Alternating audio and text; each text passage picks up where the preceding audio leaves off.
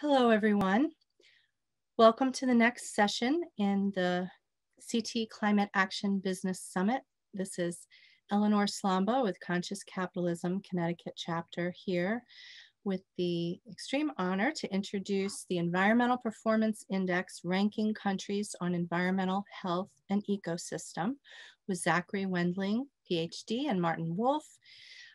People always like to know where they stand and stack up among each other. So today we have two postdoctoral associates from the Yale Center for Environmental Law and Policy here to discuss their the work on which they were investigators and researchers, the 2020 Environmental Performance Index.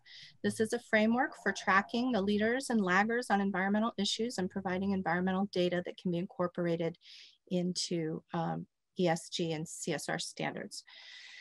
These indicators are a way to spot problems, set targets, track trends, understand outcomes, and identify best policy practices. So with that, I will turn it over to our speakers.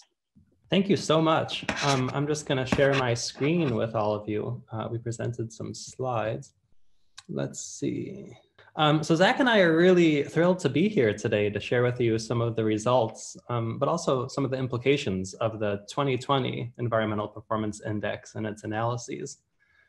So the Environmental Performance Index, or EPI, as you might hear us refer to it, is in its 20th year now. And over this time, it's developed some pretty groundbreaking methods and ways to track leaders and laggards in environmental issues, and also comprehensively summarize some data sets and analyses that might be relevant for incorporating into ESG and CSR standards. Before we get to the Environmental Performance Index, though, I thought we'd just take a brief moment to introduce yourself. Thank you so much for that lovely introduction already. I am Martin Wolf, the principal investigator of what will be the 2022 Environmental Performance Index. So the EPI is published every second year. I just graduated with my PhD in climate science. So you might imagine that naturally my interests lie in air quality, climate change, and climate mitigation. I'll let Zach introduce himself. Unmute. Thank you, Martin. So I am the principal investigator for the 2018 and 2020 EPI. Like Martin said, it comes out every 2 years, and I ran the last 2 cycles. I have a PhD in public affairs from Indiana University, a good marriage between social science and the natural sciences, trying to serve as a bridge, is communicating the latest scientific advances to policy relevant advice and insights, which is exactly what the EPI hopes to do. Great, thanks, Zach. So the Environmental Performance Index is a data-driven summary of the state of sustainability all around the world. And what we do is we investigate environmental issues that range from everything from climate change to biodiversity to water quality. And we do this in order to rank countries on their environmental health and their ecosystem vitality. So our global rankings on these issues can highlight leaders and laggards in environmental performance. But they also provide some insight into how countries and potentially how industries within these countries can move closer towards a sustainable future. So we encourage you to see the EPI not just as a mere ranking or a report, but rather as a tool that can identify the leaders and laggards in environmental issues. But they can also highlight best practices for sustainable operations and can pinpoint where companies might be able to dedicate scarce resources towards mitigating environmental damage in cost-effective ways. So we've mentioned that the EPI is in its 20th year now. And during this time, it's evolved to commit to some guiding principles that make it one of the preeminent environmental index among those out there. So first, we demonstrate a commitment to data-driven analyses and conclusions. We strive to use data sets that are both timely, so recent, independently verified, and also global in coverage. So sometimes this means that we can't include an important issue in the EPI due to lack of requisite data, but it also means that our audience can have high confidence and trust the results that we do put out. And second, the EPI focuses on environmental outcomes, not environmental policy inputs. So we aim to analyze and rank countries on issues that are real and measurable and actually having some kind of tangible impact on environmental health and ecosystem vitality. And then third, we strive to maintain a really transparent analysis and methodology.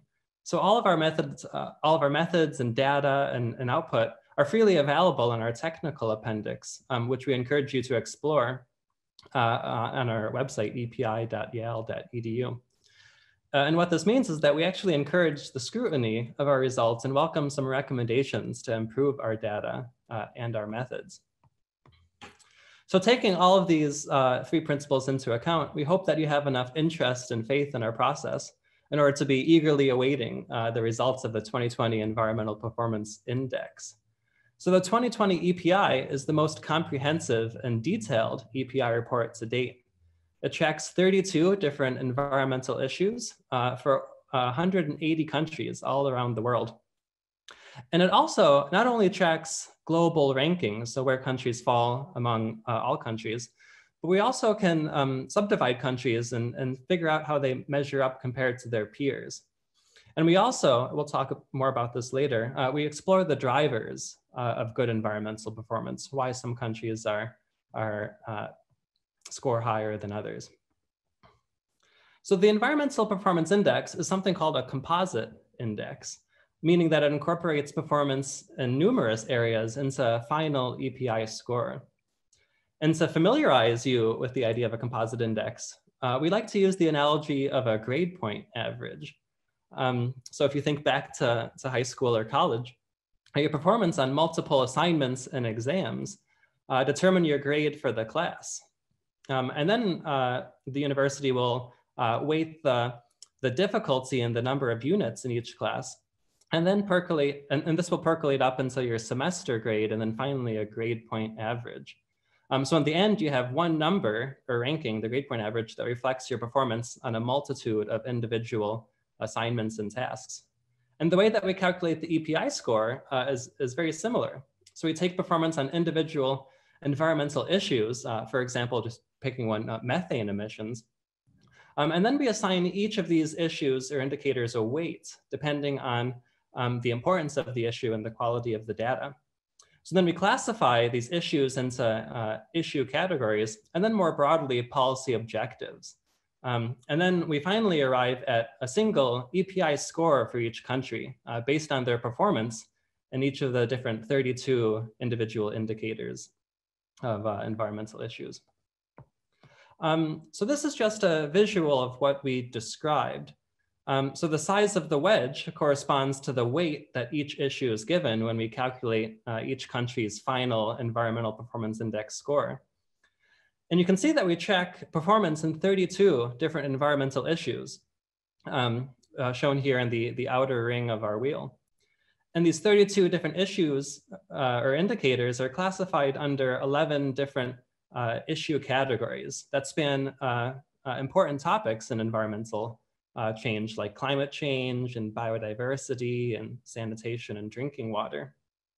And then finally, these 11 issue categories are placed under one of two policy objectives: environmental health, directly relating to how human health is impacted by environmental factors, as well as ecosystem vitality, which encompasses ecosystem services, biodiversity, and habitat, and as well as environmental issues that hinder or harm the ecosystem. So by doing this, we can consider data in each of these different issues, each of these 32 different issues, and then we can calculate each country's overall EPI score with the weighting scheme that's shown here. So then here we are. You can behold the results of the 2020 EPI analyses. Now the color here corresponds to the quintile that each country falls into. But we also encourage you to explore the rankings in more detail in our report, which you can access on our website here. So this year, Denmark had the highest EPI score. The United States was number 24 out of 180 countries, and Liberia came in last.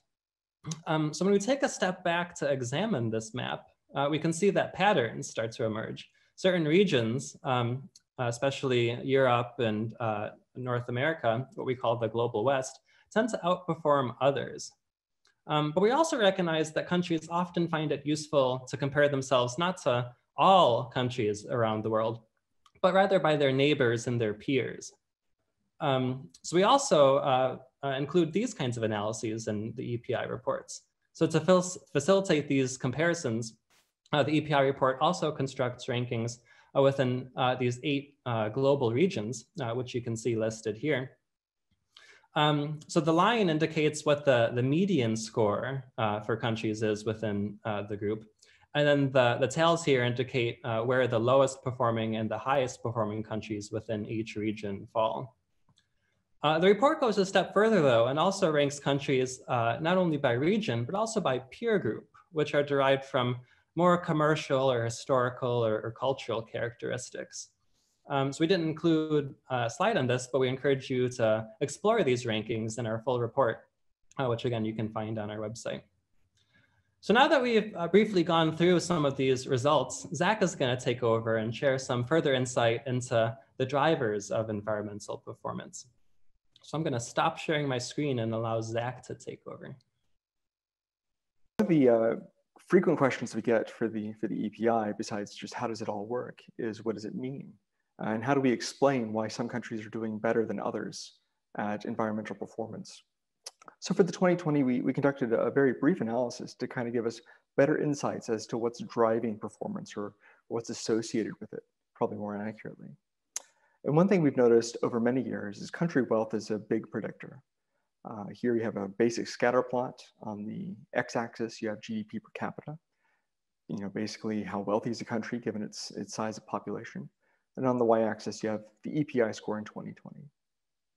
Now, obviously, there's a positive relationship, but that only explains maybe 70% of the story. There's a lot of variation within peer groups. You have some countries like our #1 country, Denmark, doing much better than you would predict if you just knew their wealth alone. And you have some countries like China who's underperforming what you would expect.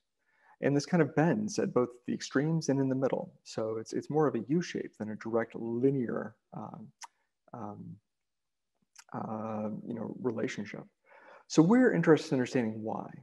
It's more policy relevant to countries that you can tell them that it's not just about wealth, although that's certainly important. You need capital to invest in infrastructure, to fuel R&D, to properly enforce your laws, and to empower citizens to create a better future that they want.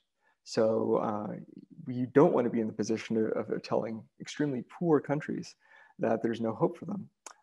There obviously is. As you can see at the very bottom of the graph, we have Malawi and Ethiopia really outperforming where wealth alone would tell them to be. So with this in mind, we set forth on testing some different hypotheses, which I'll go over in very brief detail. But one of the things we found is that good governance matters. There are indices or indicators for every country on a suite of different aspects of what good governance means. Do you have voice and accountability, a robust press, the ability for citizens to redress their grievances with the national government, and mechanisms in place to give them some sort of voice in how policymaking happens and to hold policymakers accountable.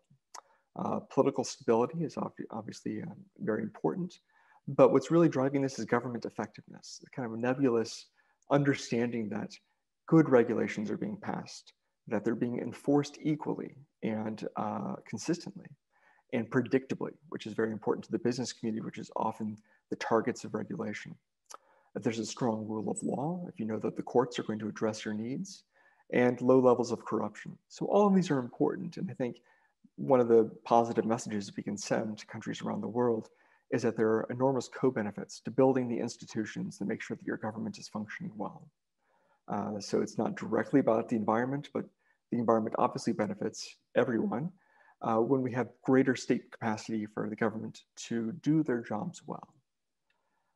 We also get criticism by people who think that the EPI is just rewarding rich countries because they've transitioned from a manufacturing economy to a service sector-based economy, or that countries that are exporting a lot of their goods and services, they must be engaging in all sorts of dirty practices. Happily, our analysis shows that this just really isn't the case. These are very weak predictors of how good your environmental performance is going to be. So again, there's some optimism here that countries that are still relying on a lot on manufacturing or hoping to greater, engage with the wider world in trade, especially through exports, this is not necessarily going to be a recipe for disaster environmentally. I mean, I think it's an important thing to push out there as countries industrialize or at least move along the development ladder. And then finally, we kind of tested this idea that countries that are, or I guess the regulation of the environment is an anti-business proposition. And so we looked at two different measures, one from the World Bank on the ease of doing business. Has a lot of different components like how many days does it take you to set up a business? What's the regulatory burden? Do you have secure property rights and so forth? As well as something a little more advocacy-based from the Heritage Foundation, their Index of Economic Freedom. And again, I think we have a positive message to say is that countries that do better on both of these metrics also have better environmental performance. So it is not the case that you only get good environmental performance by really strangling businesses with burdensome regulations. It's not at all the case. There seems to be some kind of effect where greater wealth is also helping countries to build greater state capacity, smarter regulations, broader participation, and driving sustainable outcomes from the business sector. And this is what our analysis is showing. So, some brief takeaways to really combat, I think, some noxious ideas that there is a tension between economic development and protection of the environment. Not at all what we find in a cross-country comparison. And then, so you can, we are encouraging people to explore these results and to show you the power of what we can develop with this. We can start off by looking at what the results are for the USA. And I will try to quickly look over here. I'm just going to show you exactly what a normal user of the EPI will discover on our website. It's meant to be the main portal for people to understand their country's performance and to dig deeper into what's going on. So we have 180 of these country-specific profiles. And I think one thing that is very important to people who have limited time and attention is that every country has a 3-page PDF that you can download. It gives you at a glance kind of the highlights of what's going on with a country like the USA. Ranked 24th out of 180, which sounds great until you realize that there are about 24 countries that are as wealthy and well-developed as us. So selecting a relevant peer group, you can say 24th sounds great in the world, but then you have to realize we're at the bottom of the pack as far as wealthy developed democracies are going. We can look by the policy objectives and the issue categories where we excelling or falling behind. Like most wealthy countries, we're doing fairly well in environmental health. And this is a series of decades worth of investments in air scrubbers, wastewater treatment plants, other kinds of infrastructure that deliver clean, sanitized drinking water into homes. Right now, there's not a way to look at chemical components of that. So it doesn't pick up on the issues that we've seen in Flint, Michigan. But as far as biological pathogens, we're fairly safe. Waste management, we're falling behind. And that's mostly because we're not collecting the data on this. So a lot of our waste is just simply unaccounted for. And that's somewhat an artifact of having 80,000 different governments in the United States all doing their own thing with waste management. And one of the things we really try to push out there and drive countries to do is collect data in a more rigorous way. We do very well with pollution emissions. Again, this is a lot about the success of the Clean Air Act and its amendments. We're falling behind in habitat loss, not doing so well in biodiversity protection. And climate change, we're doing okay. There's a lot more that we could be doing.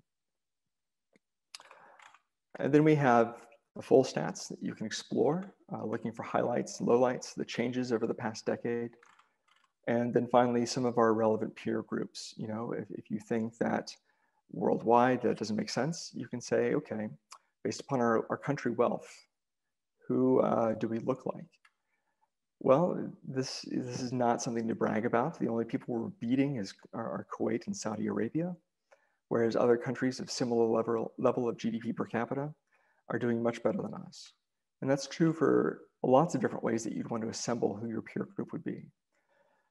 And so this is not just a lesson for the United States, but for any country that kind of wants to understand, based upon any kind of grouping methodology you'd want to come up with, where do we stack up? We think that's an important tool for countries to have.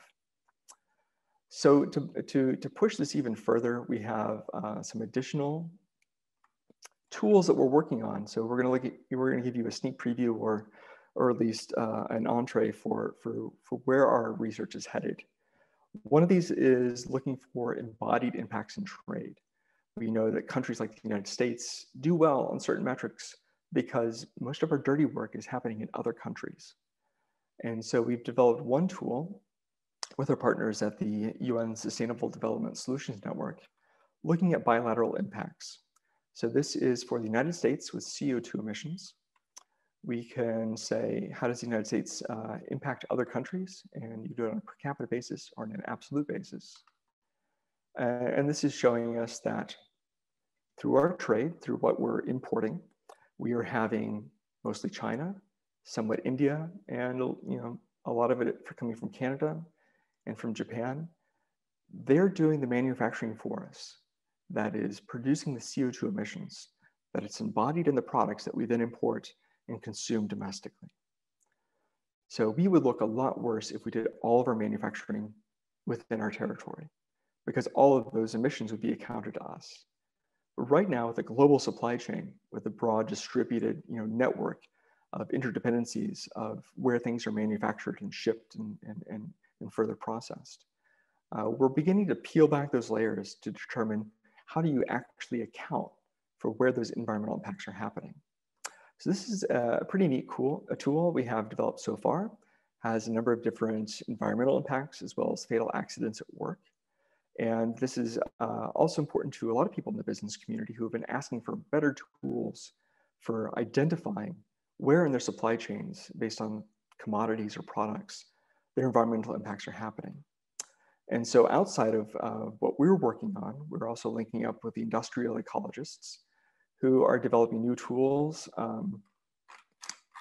This is quite a data-intensive effort, so I'm not sure if this is working correctly, but we do have the Sustainable Consumption and Production Hotspot Analysis tool that gives you even richer data looking at these supply chains and how countries might be importing or exporting their environmental impacts and what those are embedded in. So we won't go through this too much here. I would encourage you, if you're interested, to look further into this. But this is really meant to be responsive to, I think, where a lot of the deeper questions are right now. Not just looking within territories, but how broadly do we think about what we should be reporting to governments, to investors, to other companies about where environmental impacts are happening? How do you measure that in a way that's consistent and allows a variety of stakeholders to have a greater understanding of where they might want to locate or partner with people to reduce their environmental impacts or other kinds of social sustainability impacts as well. And so this is all based upon metrics and careful analysis and measurement, doing things in a rigorous, transparent way. And on that front, the EPI has 20 years of building national level metrics. And at the forefront now is pushing deeper subnational, by economic sector, by economic actors, by environmental impacts themselves. So with that, I think we've given you maybe a thumbnail sketch of what's going on, and we'd love to hear any kinds of questions you have. We do have some questions coming in, Zach. Yeah, Thank great. you.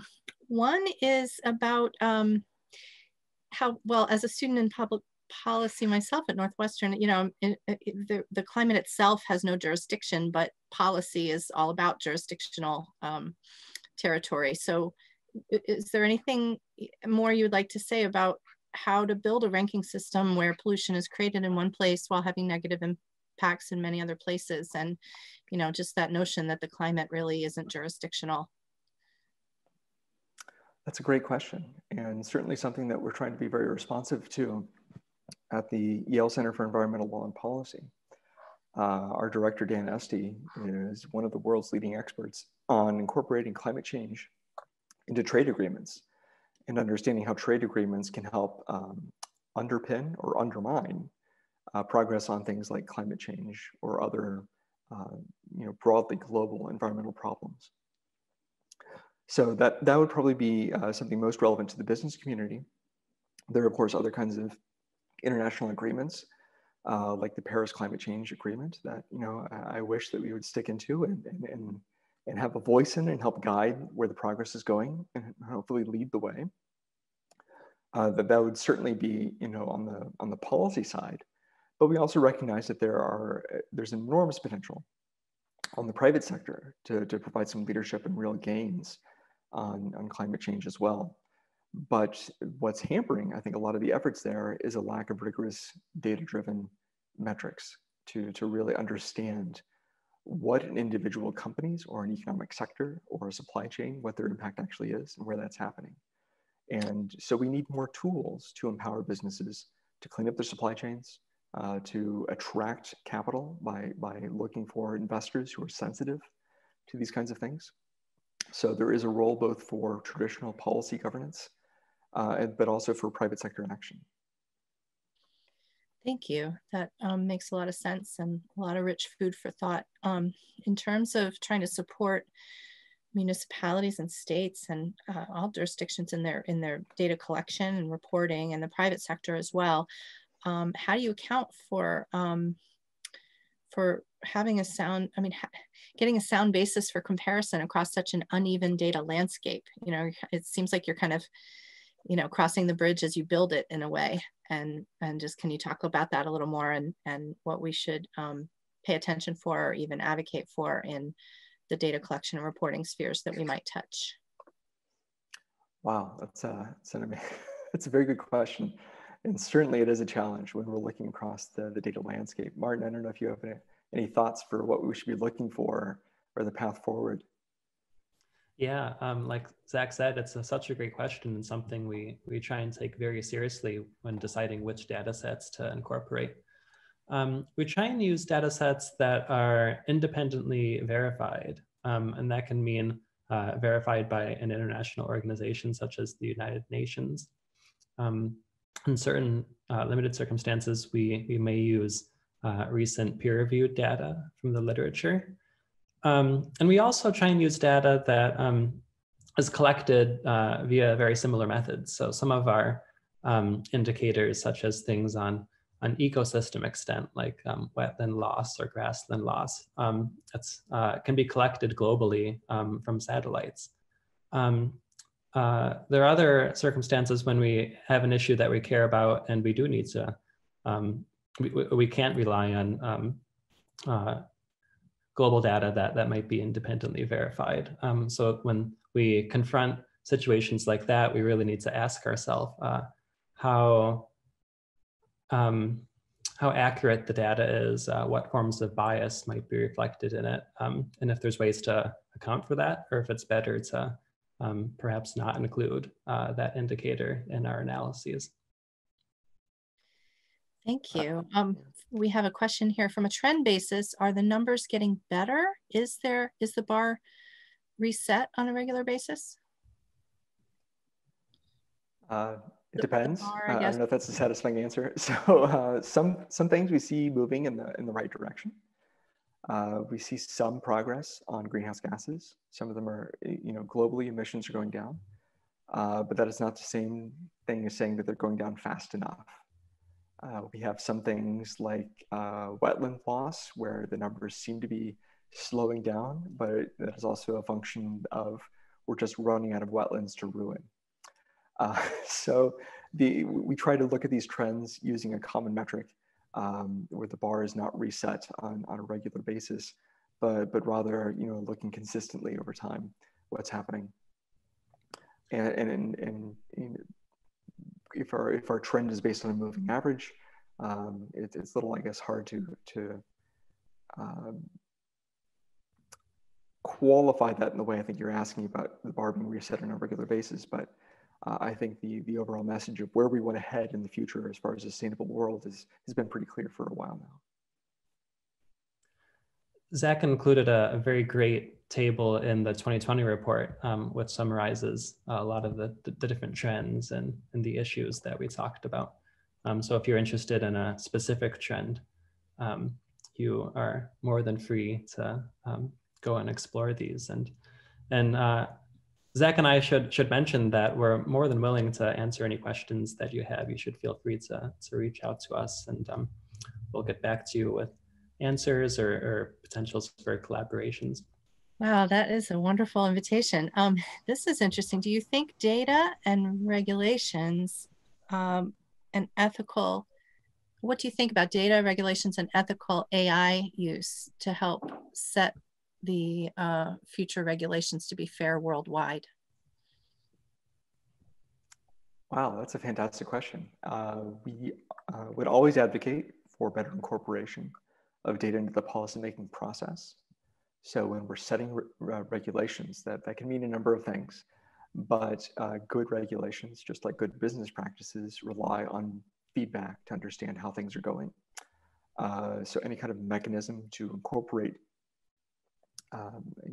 data into the regulatory process would be great. As far as ethical AI, I think that's a little bit outside of my field of expertise, although I understand that there are lots of experts who are very interested in availing ourselves of the great potential of computing capacity. So I don't have any specific insight on that. I don't know, Martin, if you come across anything like that. It's not something I'm by any means an expert in either. One thing that comes to mind is that each of these different categories may be very useful for setting standards and the issues that we care about. What the benchmark should be that we measure our progress against. Well, that brings up an interesting point, that it's not just the data, it's what you're trying to compare it against based on what people think is, well, based on values, right? What people think is worthwhile to measure against. So have you had, I don't know, touched on any dialogue with other organizations around how countries or nonprofit organizations are helping to articulate? I mean, I guess the UN, this is going to roll right into the UN discussion next. So maybe my mind's already segueing, but just in terms of how the countries that you're measuring are expressing and articulating what they want or hope for in their relation to the environment, if that makes any sense. Well, sure. Since the EPA started 20 years ago, we have seen countries pushing more towards data-driven environmental policymaking. And I think that's a great reflection of the power that this holds. And we've had several countries even approach us directly to ask us how to recast their national strategies towards environmental policymaking to be more data-driven, to be more responsive to metrics. And we know that when we put countries onto a common scale where they can compare themselves to each other, that drives some productive competition, where if a country sees that another country that they consider to be a peer is doing much better, it causes them to wonder, why aren't we doing as well? And since we're completely transparent about how our data are derived and calculated, and the results and methods are all online, that opens up the possibility for having deeper conversations within government offices about what direction they want to go in. And we think that is an important part of the landscape that we've helped to establish, is countries thinking carefully about what the data will reflect about their performance. Does that kind of touch upon where you're going with that, Eleanor? Yeah, I think so. Do you think it would be worth measuring, okay, this is the state question again, each individual US state. For example, Connecticut is much smaller than Denmark or Norway and probably just as affluent. So there is enormous appetite, I think, for subnational performance metrics on a number of fronts. One thing that we try to be sensitive to is how much of environmental performance in Connecticut is done in Hartford rather than, in Washington, D.C. And that's going to vary from country to country, and even from U.S. state to U.S. state. There are some states that have taken on a greater share of that burden, and other states that have not. And I think that is an interesting wrinkle that we have to adjust our metrics to.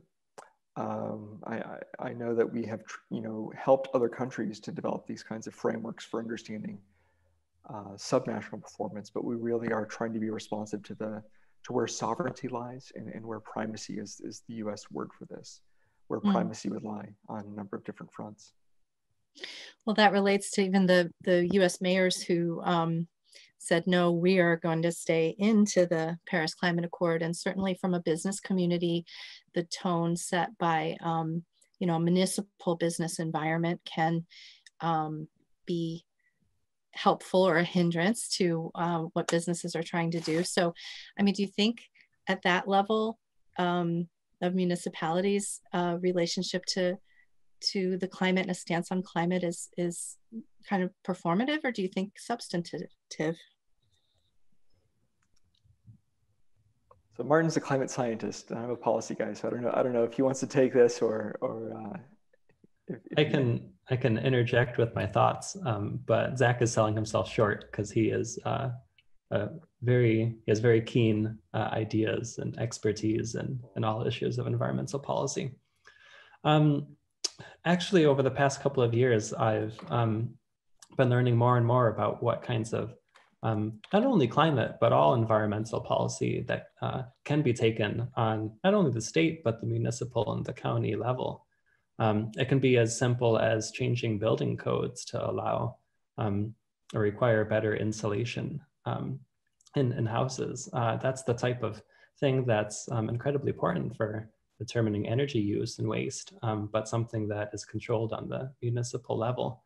So I do have hope that we'll kind of see both a bottom-up and a top-down, an eventual top-down approach to climate policy. We need both. One versus the other isn't an option. We need action both from the federal level. We need a strong federal signal, but we also need action that cities and municipalities can take to rectify some of the issues that only they have the jurisdiction to address. Thank you. And then if you could, wave a wand, sprinkle the pixie dust or whatnot, and have this tool and index used in a way that perhaps isn't the case today, how would, in your heart of hearts, you love to see this work being used? Wow, that's a really great question. I'd say personally, somebody who's gone through two cycles of this, the only consistent policy that we push for is better data collection. So if people were to use the EPI to better understand where the gaps are and where they need to support global data systems for collecting the data in the first place, measuring things, assembling it in a central repository, and then disseminating it to people who need it the most, that's what I would most look forward to. Martin, I don't know what your perspective is. I think that one of the immense legacies that Zach is leaving the EPI analysis with are these driver analyses that he discussed. And I would love to see countries taking their results and also their drivers and exploring them a little bit more. Right now we have some strong and weak correlations with environmental performance against these different drivers like economic sector or government effectiveness. It'll be great to get into the weeds a little bit more of that and actually try and pinpoint best practices and policies and just how common these best practices and policies might be and how laterally they can be spread. Clearly, policies that work in some countries won't work in others, but it'll be nice to kind of initiate that dialogue. And I think that indeed is going to happen with many thanks to Zach's effort in this latest report.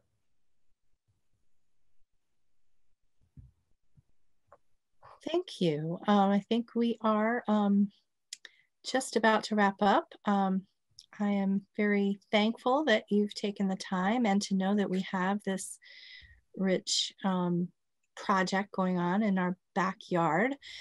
Just one final thing, let's see, what is your take on companies who are ahead of the EPA on this?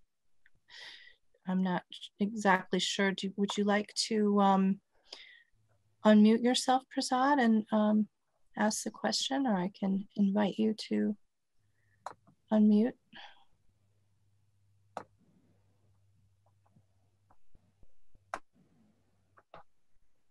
There we go. Allowed to talk. All right. I'm thinking all this innovation happens in companies first before it gets to the level of EPA control. I think prevention is better than cure kind of thing, right? So what's your take on this approach? Companies being responsible before we get to that worst scenarios. Definitely, we're well past the point where we've seen diminishing marginal returns from traditional kinds of top-down command and control regulations. And anything that gives companies better recognition and empowerment to engage in pro-social behavior, is I think something we should welcome and harness to the best that we can. And that I think will involve a lot of regulatory innovations that give them a greater voice. It's certainly something that our center has been pushing for, or at least helping to put a spotlight on. The way forward is no longer going to be these kinds of top-down burdensome regulatory actions that we've seen kind of at the dawn of the environmental movement. So anything where companies are getting out ahead of the EPA is something that we need to recognize and to maximize the potential for improving sustainable outcomes. And I would just say that there doesn't necessarily have to be an inherent tension between companies and EPA. The EPA has tools at its disposal to work with companies, such as granting technology waivers to try and get companies to demonstrate better, cheaper ways to reduce their emissions or effluents of pollutants and things. So yeah, I would just say that there doesn't have to necessarily be this tension. Thank you so much for a great answer. And thank you for your engaged listening. Who wants the last word here? You've done a great job and given us lots to refer to. Thanks, it's been great talking to you all. If you have further questions, feel free to shoot us an email and explore more at our website. Terrific. Thanks so much.